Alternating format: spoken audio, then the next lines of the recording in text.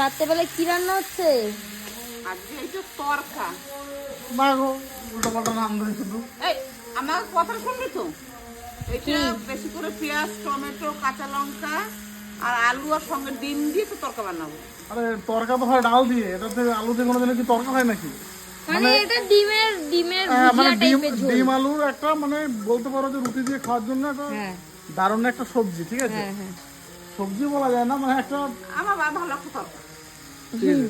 তো মা এটাকে তরকারি বলে, কিন্তু হ্যাঁ এটা সত্যি কথা যে খেতে আমি বলি একটা ঘটনা। এটা হচ্ছে, এই ব্যাপারটা হচ্ছে মানে যখন এই বান্দাটা আগে যখন বলতো মা তড়কা বানাও, মা এইটা বানিয়ে বলতো এটাই তড়কা।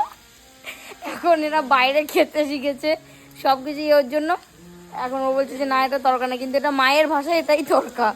টেস্ট লাগে না এতে? দারুণ টেস্ট।